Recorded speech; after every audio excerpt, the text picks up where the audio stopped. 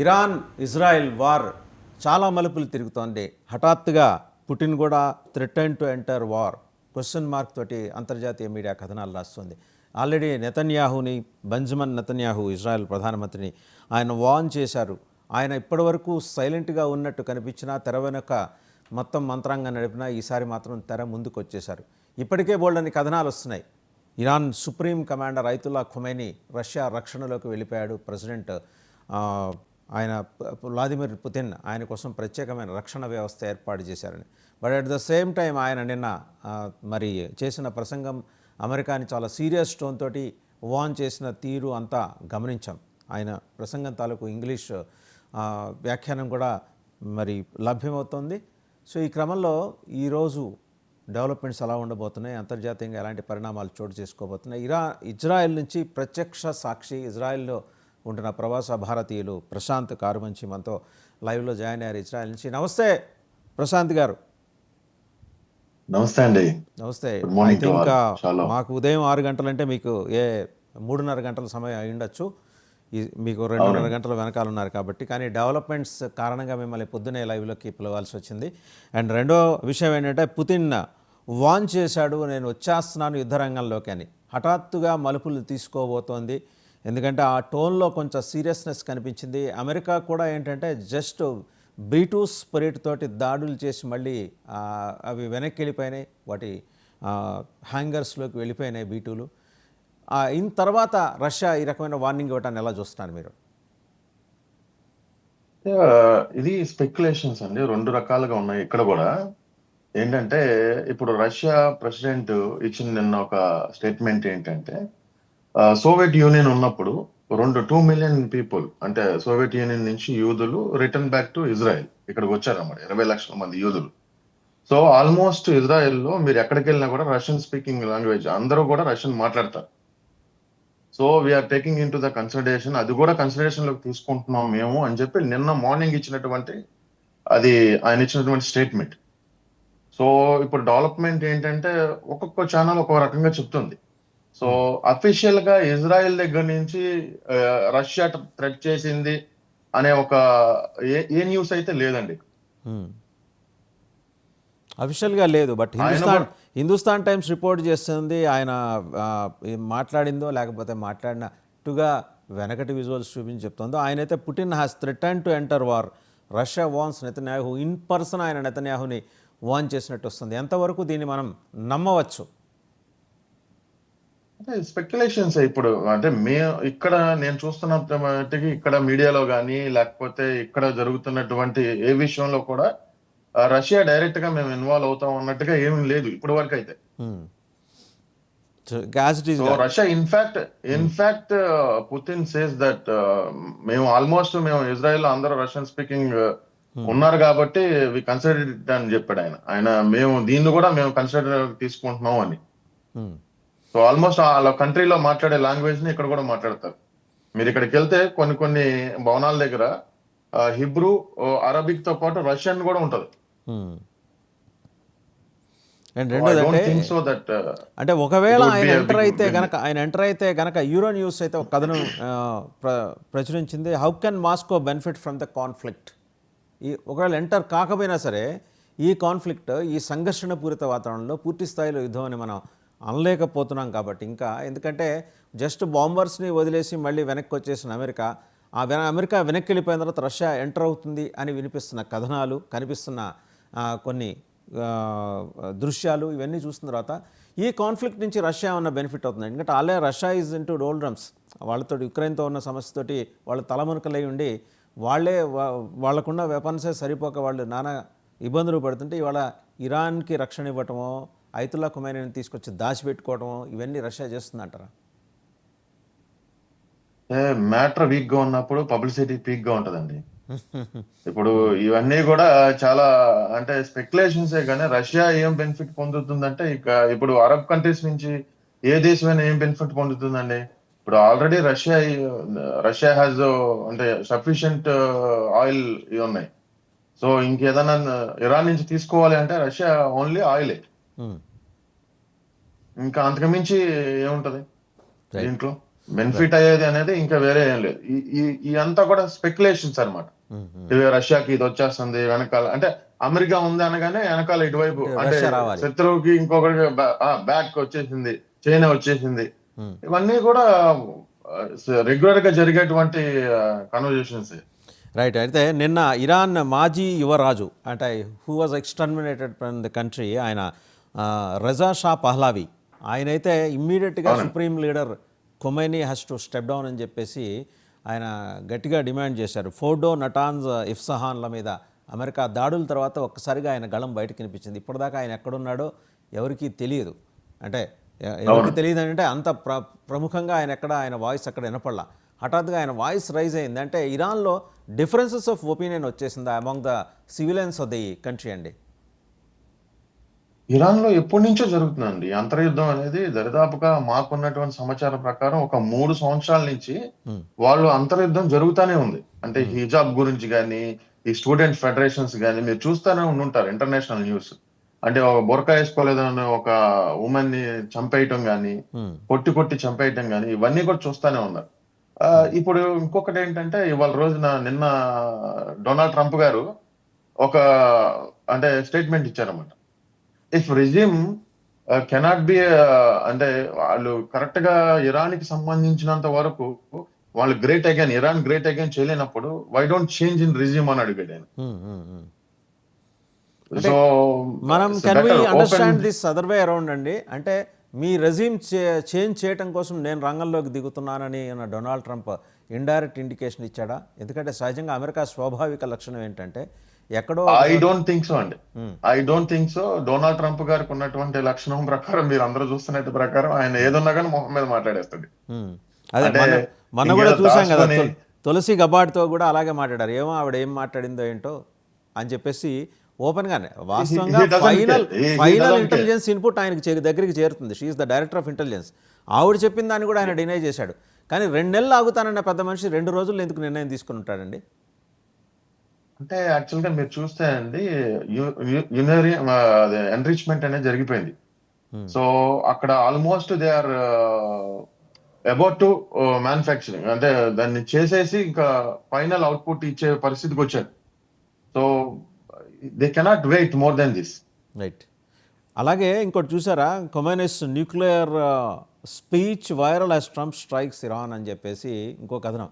ఆయన నిన్న చాలా గంభీరంగా ప్రసంగించాడు. మరి ఎక్కడి నుంచి ప్రసంగించాడో తెలీదు.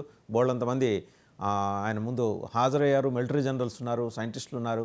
అండ్ ఆయన ఇంగ్లీష్ ప్రసంగాన్ని కూడా మీడియా చాలా ప్రముఖంగా ప్రచారం చేసింది. ఇంతకింత ప్రతీకారం తీర్చుకుంటాను అన్నాడు. అంటే ఆయన దగ్గరున్న ధైర్యం ఏంటి? అణ్వాయుధాలు ఆల్రెడీ తయారు చేసుకున్నాడా, కాకపోతే ఎన్రిచ్మెంట్ ఫెసిలిటీని అలా బూచిగా చూపించి వెనకాల వేరే ఎక్కడైనా చేసుకొని ఉండే అవకాశాలు ఉన్నాయా? తయారు చేసుకుని ఉండే అవకాశాలు. ఇప్పుడు ఆయనే ఇంకో స్టేట్మెంట్ ఇచ్చాడండి మొన్న 3 రోజుల క్రితం. నా శరీరం బాగా వీక్ అయిపోయింది, నేనేమో ఏమి చేయలేని పరిస్థితిలో ఉన్నాను, నీ యుద్ధాన్ని నేను కదలలేని పరిస్థితిలో చూస్తున్నాను. ఆయన ఒక మెంటల్ పరిస్థితి, అంటే మానసిక పరిస్థితి కూడా చాలా బాగలేదు అన్నట్టుగా కథనాలు వచ్చినాయి. సో ఆయన చెప్పిందే ఇది కూడా. సో ఇప్పుడు సడన్ గా ఒక వీడియో తీసుకొచ్చి ఇది ఇంగ్లీష్ లో మాట్లాడుతున్నాడు, ఎంతమంది ఉన్నారు అనేది, I don't think so that it's relevant right now. అంటే అది ఇది ఇప్పుడు మాట్లాడా, ఎప్పుడు మాట్లాడాడు, ఎప్పుడు మాట్లాడింది, ఎప్పుడు చూపిస్తున్నారో కూడా తెలియదు. క్వైట్ పాసిబుల్ అండి మీరు అన్నదే. ఖచ్చితంగా పరిగణలోకి తీసుకోవాల్సిన అవసరం. ఎందుకంటే ఎప్పటిదో తీసుకొచ్చి చూపించే అవకాశాలు కూడా లేకపోలేదు. అండ్ అలాగే ఆ వీడియోలో చూస్తే ఆయన కొద్దిగా స్ట్రాంగ్ గా ఉన్నాడు, అందరినీ ఇలా అంటున్నాడు, చక్కగా బాగున్నాడు. సో లేటెస్ట్ డెవలప్మెంట్ ప్రకారం ఆయనకు ఆరోగ్యం బాగలేదని మనకున్నటువంటి ఇన్ఫర్మేషన్. అయితే already he was shifted to Russia. ఆయన్ని చాలా జాగ్రత్తగా ఆ కథనాన్ని కూడా కొంతమేరకు విశ్వసించదగిన కథనాలే వస్తున్నాయండి. ఎందుకంటే ఆయన ఏమన్నా ఎస్ఎల్ఎంలోకి వెళ్ళిపోతున్నాడా, రష్యా ఎస్ఎల్ఎంలోకి? రష్యా దీన్ని అడ్వాంటేజ్గా తీసుకొని ఇరాన్ భూభాగంలోకి ఎంటర్ అయ్యి తన పరిపాలన ఏమన్నా విస్తరించడానికి కావాల్సిన ఏర్పాట్లు చేసుకుంటోందా? అంటే ఇంతకన్నా మించే అవకాశం రష్యాకి అయితే దొరకదు కదా. ఒకవేళ నిజంగా ఈయన అక్కడికి వెళ్ళి ఉంటే సంగతి చెప్తున్నానండి. అది కూడా అంటే పాసిబిలిటీస్ ఆర్ అంటే వెరీ లెస్ అండి. ఎందుకంటే ఇప్పుడు ఆయన అక్కడ లేడు అని తెలిస్తే కనుక ఈ రిజిమ్స్ ఇవన్నీ ఎలా ఉంటాయి అంటే, లీడర్ లేకపోతే ఇంకెవరు ఉండరండి. రైట్. సాధారణంగా ఏంటంటే లీడరే పారిపోయాడు అంటే ఇంకా అక్కడ పోరాడే తత్వం ఉన్న వాళ్ళు ఇంకెవరు ఉండరు. ఆల్మోస్ట్ అందరు డిసపియర్ అయిపోతారు. ఎవరికాళ్ళు ఆల్టర్నేటివ్ వెతుక్కుంటారు. సో మీరు ఆలోచించి చేయండి ఒకసారి. అంటే జనరల్ గా వచ్చే స్పెక్యులేషన్ తప్పితే రష్యా షెల్టర్ ఇచ్చింది, లేకపోతే చైనా షెల్టర్ ఇచ్చింది, చైనా ఎంటర్ అవుదాం అనుకుంటుంది, దీంట్లో ఎవరెవరు లాభపడుతున్నారు ఏంటి అనేదే గానీ ఉంటదే గానీ, బట్ ఇప్పుడు వరకు అమెరికా గానీ ఇజ్రాయెల్ గానీ ఈ 2 దేశాలు కన్ఫర్మ్ చేయలే. రైట్. అదే. అండ్ ఇంకోటి సార్, మనం కనుక చూస్తే నిన్న దాడుల్లో టెల్ అవీవ్ మీద చాలా భీకర స్థాయిలో ఇరాన్ దాడి చేసింది అని మీరు ఇన్ఫ్యాక్ట్ నిన్న మీతో మాట్లాడే సమయానికి కూడా అంతకుముందు కొద్దిసేపటి క్రితం మీకు అత్యంత సమీప ప్రాంతంలో ఒక దాడి జరిగిందని మీరు చెప్పారు. బట్ దానికి మించిన భీకర దాడి ఏమన్నా టెల్ అవీవ్ మీద జరిగిందా నిన్న? అంటే ఇప్పుడు అండర్ కన్స్ట్రక్షన్ రెనోవేషన్ లో ఉన్నటువంటి ఒక బిల్డింగ్ మీద క్లస్టర్ బాంబ్స్, తర్వాత సూసైడ్ డ్రోన్స్, బ్యాలిస్టిక్ మిసైల్ ఒకటి పడిందండి. సో మీరు ఇంకా ఇన్ఫాక్ట్ ఇప్పుడు మీ లైవ్ లో నేను జాయిన్ అయ్యే ముందు నేను బంకర్ లోంచి ఇప్పుడు బయటకు వచ్చాను. నేను రైట్, బంకర్ మీకు పంపించాను. నేను అవునవును అవునవును just 3:30 in the morning we have a sirens. Okay. So Jerusalem లో మీకు ఆ వీడియో కూడా పంపించాను నేను ఇప్పుడే. జెరూసలేం లో బ్యాలిస్టిక్ మిసైల్స్ బండి. రైట్, అది కూడా అయితే ఇవాళ మనం మాట్లాడుతుండగా ప్లే చేద్దామండి డెఫినెట్గా. అయితే సో ఇప్పుడు చెప్పండి. ఇప్పుడు మనకున్నటువంటి ఇజ్రాయెల్ న్యూస్, ఇక్కడ మాకు జూయిష్ బ్రేకింగ్ న్యూస్ అని వస్తా ఉంటది. సో న్యూస్ ఏంటంటే ఆల్మోస్ట్ వాళ్ళ దగ్గర ఉన్నటువంటి బ్యాలిస్టిక్ మిసైల్స్ ని డిస్ట్రాయ్ చేసినట్టుగా ఇజ్రాయెల్ ఎయిర్ స్ట్రైక్స్ జరిగినట్టుగా చెప్తున్నారు ఇప్పుడు. సో ఇంకా రానున్న రోజుల్లో వాళ్ళ దగ్గర బ్యాలిస్టిక్ మిసైల్స్ అనేవి హ్యూజ్ లెవెల్లో తగ్గిపోతాయి. ఆ మెయిన్ బ్యాటరీస్ ఏదైతే ఉన్నాయో అన్ని కూడా డిస్ట్రాయ్ చేయడం జరుగుతుంది. ఓకే. ఎవరి దగ్గర అండి? ఇరాన్ దగ్గర ఉన్న బ్యాలిస్టిక్ మిసైల్స్ ఇరాన్ దగ్గర ఆల్రెడీ 1000కి పైగా బ్యాలిస్టిక్ మిసైల్స్ ప్రయోగం జరిగింది కదండి ఆల్రెడీ. అది అంతకు ముందండి. ఇప్పుడు ఈ యుద్ధం స్టార్ట్ అయిన తర్వాత ఇప్పుడు ఈ జూన్ 12 నుంచి 13 నుంచి ఇప్పటి వరకు అఫీషియల్ గా నిన్న మొన్నటి వరకు 580 బ్యాలిస్టిక్ మిసైల్స్ ప్రయోగించారండి. సో నిన్నటి నుంచి ఈ రోజు కనీసం ఇంకొక 50, 60, 70 వేసుకుంటే కూడా 600, 650 లోపల ఉంటది. So 650 ballistic missiles. అది ఏ రేంజ్ అండి? ఇంటర్ కాంటినెంటలా లేకపోతే మీడియం రేంజ్? అవి ఇంటర్ కాంటినెంటల్ అండి. ఆల్మోస్ట్ మీకు ఇజ్రాయెల్ ఆ చివరి నుంచి సౌత్ నుంచి నార్త్ వరకు కూడా రీచ్ అయిపోతున్నాయి. సో వాటి రేంజ్ పెద్దదే. But there are been reports అండి that Israel is having very less number of arrow spectators అని, ఆరో ఇంటర్సెప్టర్స్ తగ్గిపోయింది. సో అందువల్ల బ్యాలిస్టిక్ మిసైల్స్ దాడిని ఇజ్రాయెల్ సమర్థవంతంగా ప్రతిఘటించలేకపోతుంది అని చెప్పేసి వస్తున్నాయి. నిజంగా ఆ నెంబర్ తక్కువ, లేకపోతే ఇజ్రాయెల్ యుద్ధ వ్యూహంలో భాగంగా అలాంటి ప్రచారాన్ని తెర మీదకి తీసుకొచ్చిందని అనుకోవచ్చా? అలా ఏం లేదండి. 97% ఎప్పుడు కూడా ఇంటర్సెప్ట్ చేస్తానే ఉన్నాయి. అది ఇప్పుడు మేమే ఉన్నాం, ఎక్కడన్నా ఒకటి పడుతుంది. ఇప్పుడు మీరు చూసుకుంటే డ్యామేజ్ అంత ప్రయోగం చేసినప్పుడు ఇట్స్ జస్ట్ మ్యాటర్ ఆఫ్ 2-3% ఇది, అంతకుమించి వేరే ఏం లేదు. సో దీనికే టెల్ అవీవ్ తగలబడిపోతుంది, ఇక్కడ మంటల్లో టెల్ అవీవ్, ఇవన్నీ వార్తలు ప్రచురిస్తున్నారు. దయచేసి అలాంటివి ఏమి చేయొద్దండి. ఇన్ఫాక్ట్ నేను ప్రత్యేకించి ఇజ్రాయెల్లో గడిచిన 2 దశాబ్దాలుగా మీరు ఉంటున్నారు కాబట్టి, మీరు అక్కడ జరుగుతున్న ప్రతి సంఘటనకి విట్నెస్ కాబట్టి నేను మిమ్మల్ని ప్రమాణంగా తీసుకుంటా. ఎందుకంటే రకరకాల రిపోర్ట్స్ వస్తున్నాయి. ఇజ్రాయెల్ తగలబడిపోయింది, ఇజ్రాయెల్ ప్రపంచ మ్యాప్ నుంచి అదృశ్యం అయిపోయింది, మొత్తం హమాస్ చేతిలోకి వెళ్ళిపోయింది, హమాస్ తర్వాత హౌతీస్ అండ్ ఇంకా హెజ్బుల్లాస్ వీళ్ళందరూ కలిసి మూకలన్నీ టెల్ అవీవ్లో చెలరేగిపోతున్నాయి, రకరకాల కథనాలు వస్తున్నాయి. కానీ బట్ వాటిని మేమేం అంత విశ్వసనీయతలోకి పరిగణలోకి తీసుకోవట్లేదు. మీరు ఇన్ఫాక్ట్ నిన్న ఇరాన్ రిజిమ్ వాళ్ళు అడిగారు డైరెక్ట్ గా, హమాస్ ని హిజ్బుల్లాని డైరెక్ట్ గా మీరు యుద్ధంలో పాల్గొనండి అని. They said no. హమాస్ వాళ్ళు కాన్ఫ్లిక్ట్ లో మేము చేతులు ఎత్తేసారు. They said no. అఫీషియల్ గా వచ్చినటువంటి న్యూస్ ఇది. ఓకే, అఫీషియల్ గానే వాళ్ళు మొత్తం 10 నగరాల మీద క్షిపణుల వర్షం అని చెప్పేసి కూడా వచ్చింది. అంటే మీకు ఇజ్రాయెల్లో టెల్ అవీవ్, హైఫా వంటి నగరాలతో సహా 10 ఇజ్రాయెల్ నగరాల మీద దాడి చేయడం ద్వారా ఇరాన్ ప్రతీకారం తీసుకుందని ఇరాన్ చెప్తుంది. ఇర్నా వాళ్ళ ఓకే. సో మీరు పంపించిన విజువల్స్ మేము ప్లే చేస్తున్నామండి, మీరు చూడొచ్చు. మీరు జస్ట్ మీరు బంకర్ నుంచి బయటకు రాగానే మీకు కనపడిన దృశ్యాలు అవి. అయితే ఇక్కడ ఉన్నటువంటి ఐఫా ఏంటంటే ఐఫా పోర్ట్ సిటీ అన్నమాట. ఓకే. మనకి అంటే ఒక ఎకనామిక్ కారిడార్ అది. అంటే ఆల్ షిప్స్ కానీ, ఇంపోర్ట్స్ కానీ, ఎక్స్పోర్ట్స్ కానీ, ఇక్కడ నుంచి గూడ్స్ బై సీ మనకి వెళ్తా ఉంటాయి. రైట్. సో అదొక important city. And also Tel Aviv is the capital now. So మనం అఫీషియల్ గా అయితే ఇప్పుడు జెరూసలేం కి అమెరికా రికగ్నైజ్ చేసింది కాబట్టి అఫీషియల్ క్యాపిటల్ ఆఫ్ ఇజ్రాయెల్ అనేది Jerusalem right now. Right. So కానీ ఇప్పుడు అన్ని ఫంక్షన్ జరిగేదంతా కూడా టెల్ అవీవ్ లోనే. All embassies are there in this one. So దాని మెయిన్ టార్గెట్ ఏంటంటే ఈ ప్రదేశాలు కొడితే ప్రపంచ దేశాలు తొందరగా తెలుసుకుంటాయి. ఇప్పుడు మీరు టెల్ అవీవ్ అనగానే ఎవరికి పరిచయం అవసరంలా, ఐఫా అనగానే ఎవరికి పరిచయం అవసరంలా. సో ఇక్కడ వాళ్ళు ఏదైనా చేయగలిగితే ప్రపంచ దృష్టిని మనం ఆకర్షించవచ్చు అన్నట్టుగా వాళ్ళ రిజ్యూమ్ ఉంటది అనమాట, వాళ్ళ ఐడియా. రైట్. సో అక్కడికే ఎక్కువ బ్యాలిస్టిక్ మిసైల్స్ వెయిటింగ్ కానీ, సూసైడ్ డ్రోన్స్ కానీ ఎక్కువ అక్కడికి ఉంటాయి. సో అఫీషియల్గా అండి ఇప్పటివరకు 24 డెత్స్ని మాత్రమే ఇజ్రాయెల్లో ధృవీకరించింది. అంటే అఫీషియల్గా ఇంకా ఏమన్నా ఉన్నట్టు సూచన ఏమన్నా ఉందా మీకు? అది ఇంకా ఎక్కువ సమ్ ఇంజూరీస్ ఉంటాయండి. అంటే ఇంకా ఎక్కువ అని ఏం కాదు, ఇంజూరీస్ ఉంటాయి. దాన్ని అంటే ఆల్మోస్ట్ మన డెత్ అయితేనే కదా కన్ఫర్మ్ చేసి. అవును, 24ని సివియర్ ఇంజూరీస్ అంతే. అయితే ఇజ్రాయెల్ గగనతలాన్ని మూసివేస్తున్నట్టు ఇజ్రాయెల్ విమానాశ్రయ అథారిటీ ప్రకటించిందని చెప్పేసి కూడా వచ్చింది అఫీషియల్గానే అండి, లేకపోతే ఇవి కూడా మళ్ళీ ఎందుకంటే ఇజ్రాయెల్ ప్రధాన విమానయాన సంస్థలైన అల్ ఇజ్రాయెల్ ఎయిర్లైన్స్, అర్కియా ఎయిర్లైన్స్ కూడా తర్వాత నోటీస్ ఇచ్చే వరకు రెస్క్యూ రెగ్యులర్ విమానాలను నిలిపేశాయి అంటున్నారు. ఇస్ ఇట్ ట్రూ అండి? మీరు ఇవాళ చూస్తే అది మీరు చెప్పేది నిన్న మొన్నటి ఇదండి. ఈ రోజు మార్నింగ్ ఈ రోజు నుంచి operations are back. They been restored. Officially announced. ఇప్పుడు నేను అది మీకు పంపిస్తున్నాను, మీకు అది కూడా మీరు ప్లే చేసుకోవచ్చు. మీకు ఆ ఇన్ఫర్మేషన్ కూడా పంపిస్తున్నాను ఎట్లా అయింది అనేది. ష్యూర్ అండి. So officially the flights are back. Okay. Okay. So ఇది అంటే నేను మొత్తానికి రిస్టోరేషన్ ప్రక్రియ అయితే మొదలైంది. And are you anticipating any more attacks ఈరోజు ఇరాన్ వైపు నుంచి? ఎందుకంటే లీడర్ అక్కడ లేడు అనే దానికి సంబంధించి స్పష్టమైన సమాచారాన్ని అంతర్జాతీయ కథనాలు ఇస్తున్నాయండి. రెప్యూటెడ్ ఆర్గనైజేషన్స్ అన్నీ కూడా, మీడియా ఇన్స్టిట్యూషన్స్ చెప్తున్నది ఏంటంటే, ఇంక్లూడింగ్ రైటర్స్తో సహా, అక్కడి నుంచి ఆయన తప్పించుకున్నాడు.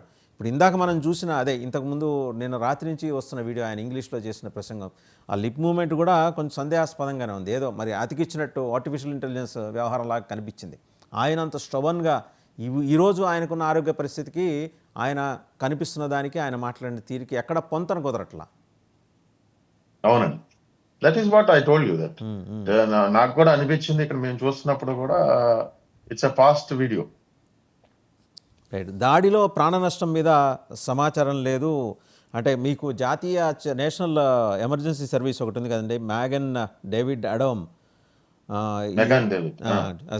దానికి సంబంధించి ప్రత్యేకంగా దాడుల ప్రాణ నష్టం మీద సమాచారం లేదు. ఇరాన్ దాడుల తర్వాత ప్రతీకారంగా ఐడిఎఫ్ పశ్చిమ ఇరాన్లోని అనేక సైనిక స్థావరాల మీద దాడి చేసింది.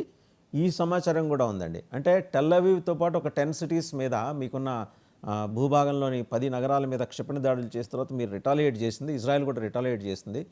బట్ అక్కడి నుంచి వస్తున్న సమాచారం, ఇరాన్ నుంచి వస్తున్న సమాచారం అయితే లేదు. నిన్నటి వరకు వచ్చింది ఇరాన్ దగ్గర నుంచి, ఏది ఇవి ధ్వంసమైనాయి.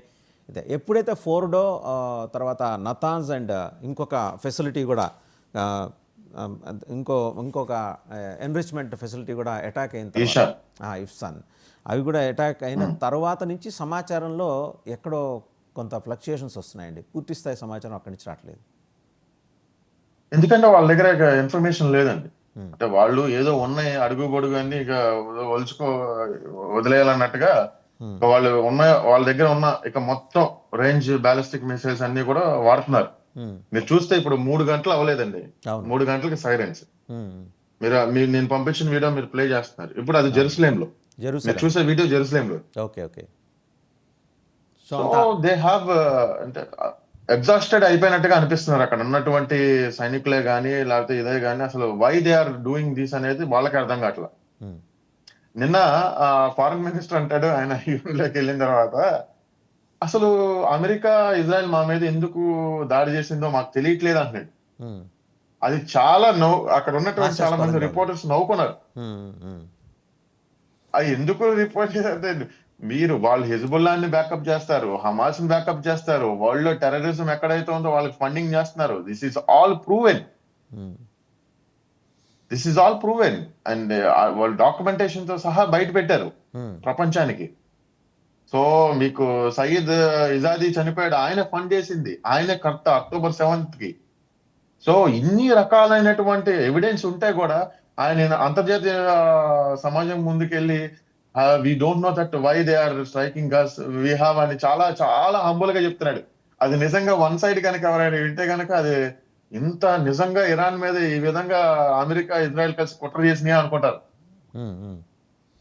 అయితే అండి ఇంకొకటి, ఇరాన్ 2 రౌండ్స్లో అంటే నిన్న అయితే 27 మిసైల్స్ని ఇందాక మీరు అంటున్నట్టు నెమ్మదిగా వాళ్ళ దగ్గర ఉన్న సంఖ్య తక్కువ అయిపోతూ వస్తుంది. But they been claiming that they have al Fattah hypersonic missile. అది మిథ్తా అండ్ ఫ్యాక్టా అది చెప్పండి, ఎందుకంటే అది టార్గెట్ రీచ్ అయ్యే కొద్దీ సెకండ్కి 5 కిలోమీటర్ల వేగంతో వచ్చి హిట్ చేస్తుంది, డిస్మాండిల్ చేస్తుంది. మీ దగ్గర ఉన్నవి ఏమి పనికి. వాళ్ళు హిబ్రూ భాషలో పాలస్తీనా స్క్వేర్లో టెహరాన్లో రాసుకున్నారు వాళ్ళు ఏంటంటే we are just 400 seconds away from Tel Aviv అని. నిజమేనా లేకపోతే ఇదంతా మన రాజమౌళి సినిమాలో జిమ్మిక్కల్ లాంటిది అంటారా?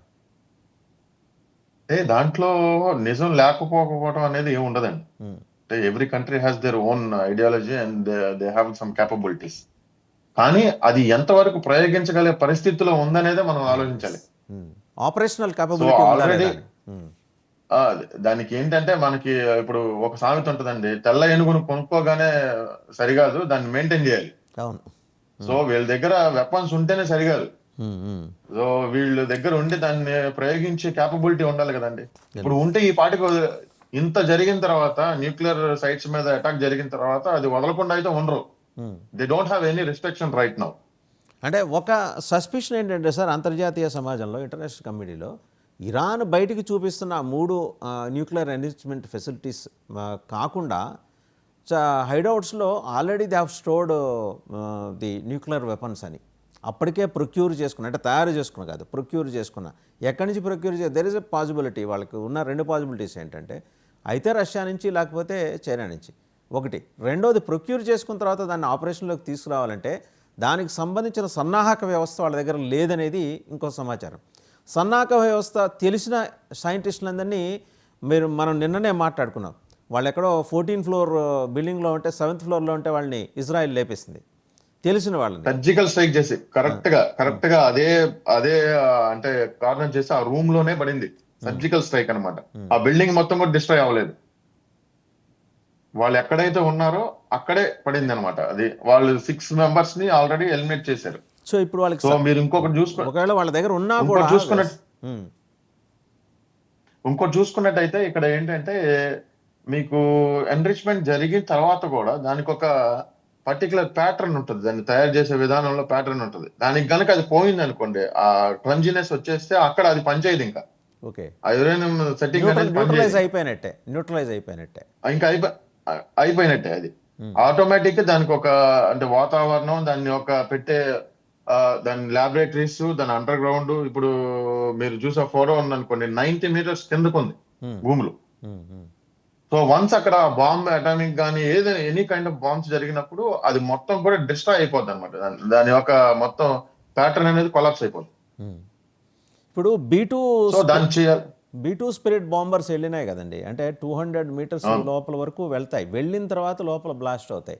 బ్లాస్ట్ అయినప్పుడు ఈ రేడియో అణుధార్మికత, అదే రేడియో ఇది కనుక ఒకవేళ వస్తే బయటకు వస్తే ఆ రేడియేషన్ కారణంగా ఆ చుట్టుపక్కల 50 నుంచి 100 kilometers వరకు చాలా పరిస్థితులన్నీ ప్రత్యేకించి భూగర్భ జలాలు కలుషితం అయిపోవటం, డ్రింకింగ్ వాటర్ కలుషితం అయిపోవటం, దాంతోపాటు క్యాన్సర్ రిలేటెడ్ ఇవి కనిపించడం, ఛాయలు కనిపించడం, ప్రజల ఆరోగ్యం మీద ఇది ప్రభావం చూపిస్తుంది అంటారు. నిజంగా నిన్న జరిగిన అటాక్ తర్వాత, అంటే ఈ B2 బాంబర్స్ వెళ్ళి అక్కడ వీటిని మనం చూసాం, మ్యాసివ్ ఆర్డినెన్స్ పెనట్రేటర్స్ని వదిలి వెనక్కి వచ్చేసినాయి బాంబర్స్.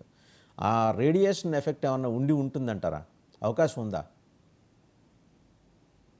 ఇంటర్నేషనల్ ఏఈఏ చెప్పిన దాని ప్రకారం అయితే అక్కడ ఇంతవరకు ఏమి అట్లాంటి రేడియేషన్ రాలేదనే చెప్తుంది. Okay. So international atomic energy వాళ్ళు రిపోర్ట్ ఇచ్చిన దాని ప్రకారం. సో మనకు ఉన్నటువంటి ఇన్ఫర్మేషన్ ఇప్పుడు యాజ్ ఆఫ్ నవ్ అయితే కనుక ఇంక ఎటువంటి లీకేజెస్ అయితే లేవు. ఇంకా వాళ్ళు ఇంకా అండర్ ఎగ్జామినేషన్ లోనే ఉన్నారు. ఓకే. ఐఏఈఏ ప్రకటించేదాకా మనం నిర్ధారించలేం. ఆ విషయాన్ని ఖచ్చితంగా మనం అవును. చెప్పలేం.